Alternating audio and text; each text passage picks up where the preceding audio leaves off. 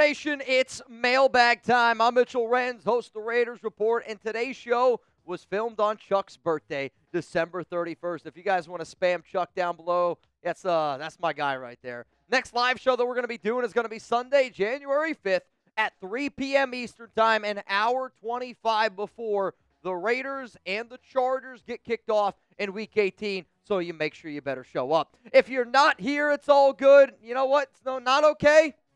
You not showing up and being your best in 2025. Panda Sups is going to help you do that. Use code Raiders for 20% off at pandasups.com.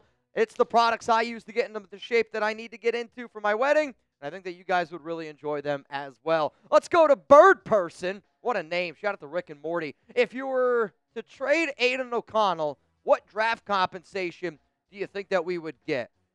To be honest, I don't know if there's going to be an NFL team out there that would trade for Aiden. I know that he's only getting $1.2 million.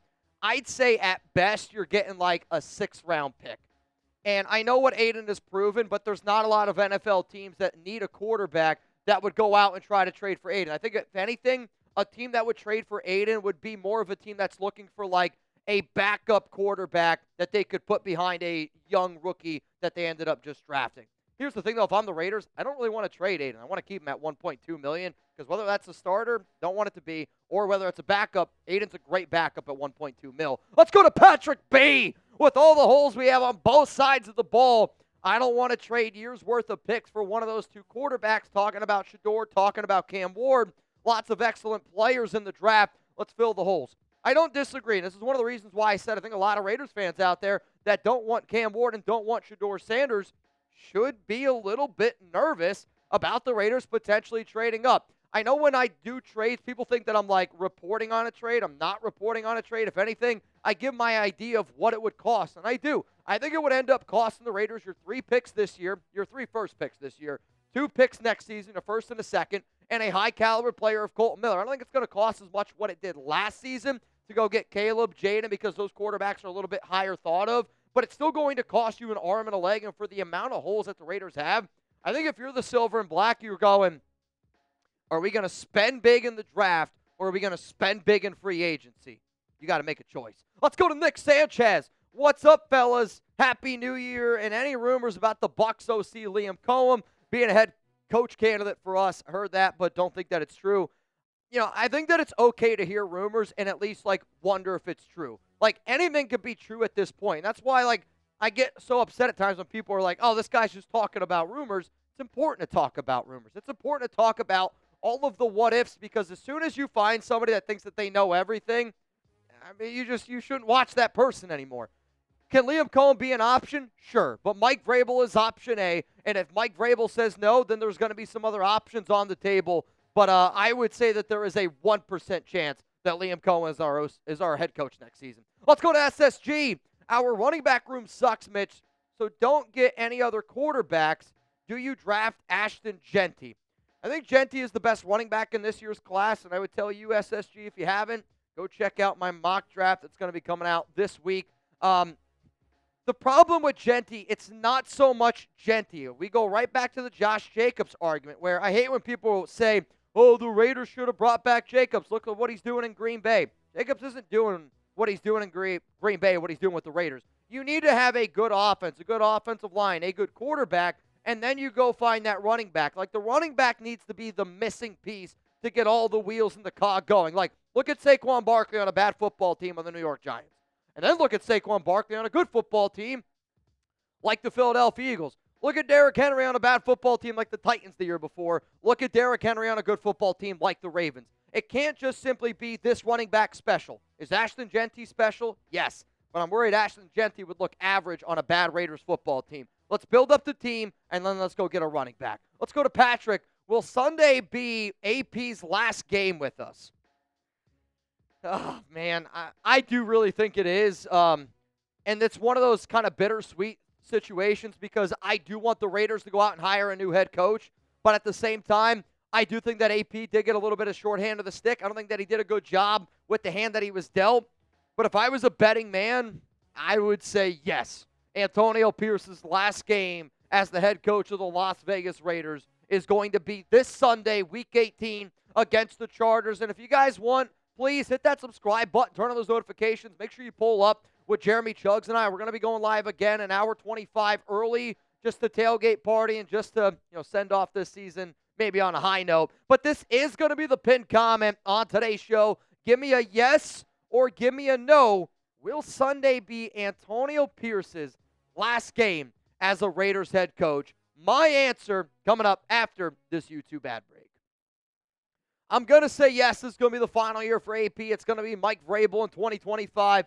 The only way Vrabel is not the head coach next season is if he says no to the job, takes the Ohio State job. I think that's the most likely spot. Now, if Vrabel says no, Antonio Pierce, I would say, has about a 50% chance of coming back. But if AP is unable to bring back Patrick Graham, if AP is unable to bring back that defensive side of the football, I don't see why there's any reason in hell that we would do that, because Patrick Graham, I believe, is technically a free agent at the end of this season, so he can go wherever he wants if he wants to go. To me, it's AP and Patrick Graham. I don't want just Antonio Pierce. Let's go to Dylan Erickson. If the Vikings are willing to trade J.J. McCarthy, what's a realistic trade that it would cost to get him? Also, how much would you be willing to give up? So I've actually already done a whole show on this, Dylan. I put it out last week, and I said it was based on the Raiders having the number 6 overall pick. If I was the Minnesota Vikings and I took J.J. McCarthy at number 10 overall, and I knew what I had in Sam Darnold, there's no reason why, if I'm Minnesota, I don't take a page out of Green Bay's playbook of, let's have a really good quarterback sit behind another really good quarterback and have them learn like Brett Favre, like Aaron Rodgers, like Jordan Love. And I could see Minnesota potentially doing that with Sam Darnold and J.J. McCarthy. So if you're going to go out and you're going to try to trade for somebody that they took at number 10 overall, I think it costs your first-round pick. Would you be willing to give up the number 8 overall pick in this year's draft to go get J.J. McCarthy? For me personally, I wouldn't be willing to do that because I'm not a big J.J. believer, but I know Tom Brady likes him, and I know Tom Telesco really likes him. If you think that this is a crazy story, a crazy rumor, I think it's time to wake up here a little bit. Let's go to Nate May. I wasn't directing that at you, by the way. Whoever the OC is next season, he needs to get Mayer more involved in the offense. Bowers and Mayer could be unstoppable in the red zone. Nate May, hallelujah. I don't know how else I could say this. I think when you talk about one of the most disappointing things about this season, it was how little utilized the 12 personnel tight end zones were going to be. We heard so much about Brock Bowers, Michael Mayer, 12 personnel, 12 personnel, 12 personnel. It really did not get utilized. And I think for a team like the Raiders that lost Devontae Adams, do you need to replace Devontae some way this offseason? Yeah. You got to do it in either free agency or you can do it in the draft. But the other thing that you got to do a better job is you got to utilize the talent that you have. Brock Bowers, dog. Jacoby Myers, dog. I think Michael Mayer, if you used him correctly, could be a hell of a football player. But I agree with you. We need to utilize both those guys a little bit more. Let's go to Sir Chai. I do recommend the Raiders draft 2 quarterbacks in the 2025 NFL draft. But one more point. I think if Mike Vrabel's head coach, you are going to see a lot more 2 tight end sets because of the way the Patriots used to play. Anyway, 2 quarterbacks in the 2025 NFL draft. I would say 2 QBs might be a bit of a stretch, and the only reason why that I say that it's a stretch is because you do have Aiden O'Connell. And because you do have Aiden O'Connell, there's already some uncertainty there in the organization. So if you bring in 2 more guys, that means that you have to give a lot of attention to those 2 guys, and you can't really pay so much attention to Aiden. To me, the Raiders would be smart in drafting only 1 quarterback, though I do know for a fact that I was told, again, it's 3 weeks ago when the Raiders had a chance at the number 1 pick, that they were at least considering taking 2 QBs. One of those quarterbacks, I guarantee it, I shouldn't say guarantee, because a lot has changed. One of those quarterbacks could be Dillon Grabiel, who they like a lot. Let's go to a horse and his beer. Going to duck out and do some cleaning. Happy birthday, happy Hanukkah, happy New Year. See all of y'all on Sunday. Horse and his beer, one of the realest in the game. And I'm going to hopefully see all of y'all on Sunday. Subscribe, tune in. I'm rooting for the Raiders to beat the Chargers. Spoiler alert if you don't already know that. But if the Raiders win, it can hurt the Chargers. So I'm in on that. TJ, where will we be if we lose today in the draft? So you're talking about on Sunday. If the Raiders lose, I'm going to be real with you. We're going to be somewhere around pick 8. If the Raiders lose, you need a lot of other help, and that's simply because of strength of schedule. Like the Raiders have the hardest strength of schedule for of all the 4-win teams, so therefore you fall down a little bit. That's not true. Actually, Chicago they're right up there as well. if you're Las Vegas, you're going to be picking somewhere between 7 to 10 is probably where you're going to end up being no matter if you win or lose on Sunday. Adrian, I was at the game in New Orleans. Even with our record, Raider Nation always shows we could take over Bourbon Street as well. I'll say this, though, to Adrian, because I got a lot of friends that are, down there in that area, and they told me, they were like, this is one of the most empty games that I've ever seen. Because if you're a Saints fan and you know that Derek Carr's not playing, the Saints have been actually worse than the Raiders over the past few weeks, and then you're going to see a Raiders team that's also totally out of it. Like, those were tickets that were sold. So I don't know if I would brag about taking over a stadium that's nobody's there. It would kind of be like, I don't know, if a Saints fan were to brag about taking over Allegiant Stadium in a season that nobody cares about. Like, I'd say, cool, see me next year on week 1. Now, man, the big bad wolf of December, right now currently leading our December bang race. Bring it on. What's the count? Right now, as it stands, Nabman is in the lead. Do I think vrabel is kind of like a rah-rah head coach as AP? Yeah, I get that. He's still a CEO type of head coach, but he's actually a really good head coach, right? Like, this guy won Coach of the Year in 2021. Very widely respected from top to bottom for players, coaches, staff members, all that kind of stuff. And with the Brady connection, I think that it's going to be a very interesting dynamic that could work out. Mike Vrabel, I understand why people are afraid of AP.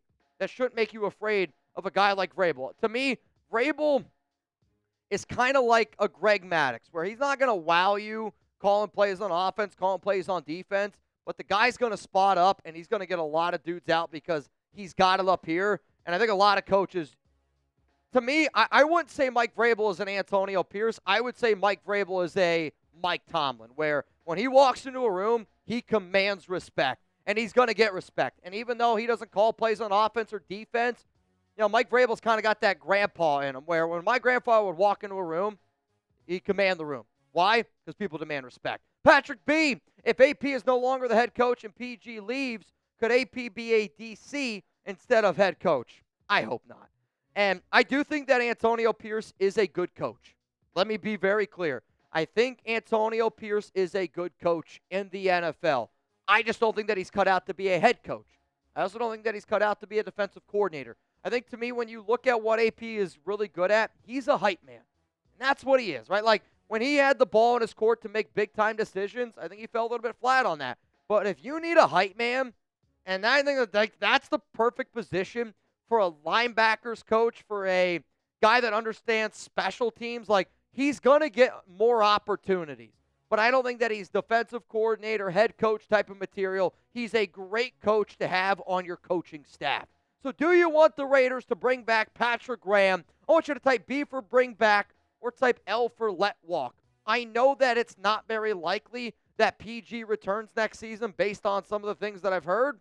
But at the same time, a man can wish. I do think Patrick Graham is one of the better defensive coaches, but I also think it's how great the defensive staff is. You got to give a lot of credit to Patrick Graham, a Duke guy, a very good teacher. And when you see the success of a Tyree Wilson, of a Caleb Von Chasen over the past few weeks, that's because of Rob Leonard. That's because of Patrick Graham. That's because of this defensive staff. So, yes, I'm B, bring him back. No way the Vikes trade J.J. McCarthy. If I've learned one thing in my time working in the NFL, saying no way is never a smart thing to say. That's all I'm going to say. Raiders since 74, we should really consider Kyle McCord. If the Raiders really consider Kyle McCord, I'm going to cut the cord on 2025. Sir Chime, can't wait to beat Pizza Face Herbert this Sunday. I'll tell you this right now. I would have Pizza Face in a second if I was making the amount of money that Justin Herbert was freaking making, man. You know what? To avoid you not getting Pizza Face, when I eat healthier, I notice that my acne does really clear up. And Panda Subs is going to help you guys be healthier, happier in 2025. Whether you want to get your hands on one of these awesome protein supplements, and if you do, use code Raiders for 20% off at pandasubs.com. I will say, if you're somebody that has a major sweet tooth, fruity cereal, mint chocolate chip, cinnamon toast cereal are very sweet. If you're somebody that doesn't have as a sweet tooth, I would say strawberries and cream, pineapple whip. If you're somebody that likes to mix with fruit, vanilla ice cream is great. Also, I'm not going to lie to you, another great one to mix with some fruit is Cinnamon Toast Cereal, but that's because I like cinnamon mixed in with some blueberries, mixed in with some strawberries, mixed in with some raspberries. If you're trying to be happy or trying to be healthier, Panda Sups has got you covered. Code Raiders, 20% off at pandasups.com. Let's go to all aboard the Raiders. Happy New Year, brother. Happy New Year to you as well, and I think we are going to go get vrabel. Thoughts on Jackson Dart? Tyson Bagent is him. I'll say this. Coming from somebody that thinks Tyson Bagent is him, you might also think Jackson Dart is him. How would you feel if Tyson Bagent was the Raiders starting quarterback in 2025? It's the exact same way how I'd feel if Jackson Dart was the Raiders starting quarterback in 2025. What's up, Ken? At this point, I would trade Max for a franchise QB. Hell, I would trade our whole team for one. I need some hope again to do something in the playoffs. Ken, I'll say that you definitely got to check out a video that I'm going to put out this week. Now, again, for those of you watching live, it's not out yet. For those of you that aren't watching live, the video is already out, and it's a video around Max Crosby trade possibility is more realistic than it has ever been before, and it's because Max wants certain things that, not that he hasn't asked for before, but there is more of a, hey, I want this. If I don't get this, then a trade could potentially end up happening. But, like, think about how great of a player Max Crosby is, right? The Raiders are 40-55 with Max Crosby on their team. The Raiders are 4-12 with Brock Bowers on their team. We know that Brock Bowers is one of the greatest to ever do it. We know Max Crosby is one of the greatest to ever do it. But if you don't have a franchise quarterback, that stuff kind of gets lost. And as great as what Max is, if you told me right now, I'm not kidding you, if you told me we could get our quarterback for the next 10 years, franchise quarterback for the next 10 years, and all we had to do was trade Max Crosby, I would do it. It's not because I don't love Max. Max is my favorite Raider. He is the definition of a Raider. It just simply comes down to certain positions obviously make bigger impact on a football field. And a quarterback's going to make bigger an impact than tight end. It's going to make bigger of an impact than defensive end. I don't blame anybody for having this mindset, though I want a franchise quarterback and Max Crosby. Let's go to Nick. What's up, man? Vrabel would be our Dan Campbell. I think Vrabel could be our Dan Campbell. He could also be our Mike Tomlin, which I think is another great comp because Tomlin's never had a losing record. What's up, Mazzillo? Hopefully I got that one right. When are you going to call 89 Brock Bowers? I'll be real with you. I don't really like it. Like, I get it. It's Bowser. Totally get it. But I'll say this. When you're as good as what Brock Bowers is, you don't need to say Brock Bowers. You can just say Bowers, right? Like, when you think of the great, great players at any position, you could just say one name and everybody knows what you're saying. LeBron. Everybody knows what you're saying, right? Think of, I always go back to Julio Jones. Everyone just called him Julio. And it was like, all right, people knew who it was. Right? Like Megatron. People just called him Megatron. There's going to be a name, and maybe it's just Bowser. Like, if people just want to call him Bowser, cool. Brock Bowers is good enough, though, to not. He's good enough for one name, is my point. I don't need three names. Let's go to Enrique. Should the Raiders hire Ben Johnson if Mike Vrabel doesn't get hired by the Raiders? I'll tell you this. I think it's cute for anybody out there that thinks that Ben Johnson is going to be interested in this Raiders job. If the Raiders had the number 1 overall pick with all their salary cap space, Ben Johnson might be interested. Raiders at number 8 in the NFL draft, Ben Johnson, 0% chance of getting this job. I actually think now that the Raiders have the number 8 overall pick, and when you look at their current roster construction, I think it's actually one of the worst jobs that you could possibly fall into, which is why it's going to end up being Mike Vrabel, right? Like, Vrabel doesn't have a job right now. Vrabel wants a job. And, I mean, New York Jets or the Raiders. That might be the only job where I'd say the Raiders is the better job over the Jets just because of how that team is also built and because of all the money. But you're not going to get top candidates that want to come for the Raiders based on them winning those last 2 games. So, again, if you're somebody that's happy that the Raiders won those last 2 games, hopefully you're also happy with them not getting a guy like Ben Johnson. Patriot Raider. Hate that name. Hire McDaniels. He was a head coach and would be great of an OC. Dawson, if we can't trade up in round 1 for a quarterback, would you rather Will Johnson, Will Campbell, or Abdul Carter at number 8? So I kind of get into a situation like this in my mock draft, which, again, please go check it out. It's going to be out on Friday. let's just say this. I am best player available. And I want best player available if you can't get a quarterback. And because of that, I'll go Abdul. What up, Rem? Mitch, I won my fantasy championship by 1.5 points. That's close. That's you sweating it out. Who was your MVP? Mitch, what if we drafted Milroe in the second and Beck with one of our thirds? I hate it. Like, I don't think Carson Beck's going to be a good NFL quarterback. He needs a lot of work. And to me, he was one of those dudes that showed me when everything's perfect, he can be good. When everything's not perfect, he is very, very average. And there's far too often in the NFL, not everything's going to go your way. And I could see Carson Beck having a very similar career of a guy like Stetson Bennett, where you're like, this guy had a lot of success in college, though Bennett had way more success, but just can't get it done in the NFL just because they just don't have the talent to get it done at the NFL level. Miguel, Mitch, do you think if we get Dillon Gabriel and he sits a year, he can be good? I think the one thing that a lot of people got to just start realizing is there's a chance that even if the Raiders would have taken Shedeur, even if the Raiders, take Cam Ward, I mean, there's a chance that those guys sit for a year. And this was the whole show that I did, and this is why I'm always like, you got to watch everything that happens, even when the Raiders are bad, because one of the shows that I did was around the idea of, Tom Brady saying that he's open to the idea of having a quarterback sit for an entire year, even if they go high, which is why I think Aiden could be the starter next season. And then you hand the keys to the car to that quarterback in 2026. I would say with a guy like Dillon Gabriel, though, he's somebody that you need to put him in the right situation. And I'll use Brock Purdy, for example. When Brock Purdy was put with the 49ers on a great football team, Brock Purdy looked like a really good quarterback. Purdy's looked a lot more human since this season because the 49ers don't have nearly as much talent around him. If you want Dillon Gabriel to be like, holy shit, this guy could actually be a really good quarterback, you got to surround him with a lot of talent. Raiders don't have a lot of talent right now.